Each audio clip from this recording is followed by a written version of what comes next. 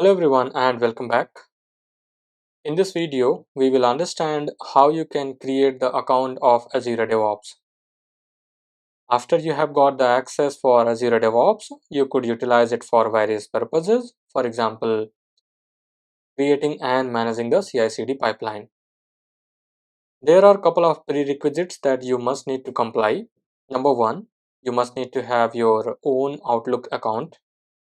And number two, you must have signed up for portal.azure.com, which is also known as Azure Portal. After you have completed step 1 and step 2, log into your Azure Portal account, click on the 9 dots at the top left and then select DevOps. Once you select DevOps, it is going to take you to the new page, and this is where it is going to ask you to get started with Azure DevOps with an action item, and that action item is going to ask you to create the account for Azure DevOps. Click on Create New Organization. In the next page, it is going to ask you to accept the TNC and the privacy statement for Azure DevOps. Click on Continue. The next page is going to be basically where it is going to ask you to choose your own unique Azure DevOps organization, which is going to belong to you. Go ahead, provide a proper unique organization name that you would like to. After you have chosen your organization, you need to select in which country you want to host your project, and then select the Azure subscription billing. You might not have the billing account. If you are seeing a different screen like Get Started with Azure, then you need to click on that Get Started with Azure, which will take you to the journey of 3 steps. Step 1 is to accept the agreements of Microsoft Azure, and then step 2 is going to be providing the details about your profiles like your name, address, email, and then the step 3, final step, is going to be where you need to provide your billing details. If you are based out of India, one thing that I have noticed is credit cards are not accepted. So try with your own debit card.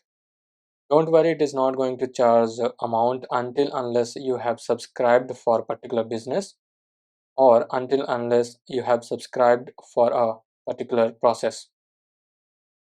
This is going to charge a very small amount, which is going to be $2 or 2 rupees, which they will be eventually refunding it back, because the entire process of taking the billing details is just to make sure their identity is verified. After you have added the subscription billing, then come back to this screen, select the billing, whatever the billing you have added, and then click on Continue. One more thing that I would like to share here is, earlier we were able to create the Azure DevOps account without adding the billing details, but nowadays Azure has changed the process, and that is why we must need to add the billing details. And without adding the billing details, it is quite difficult for us to get the access to the Azure DevOps.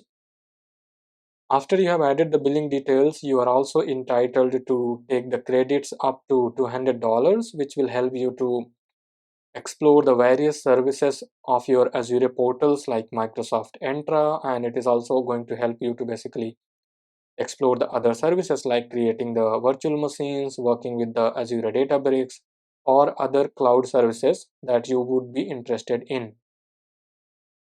After you have successfully created your Azure DevOps, you will see that there is a URL which is unique to you, which says dev.azure.com / the name of your organization, and then there is some query parameter that you got.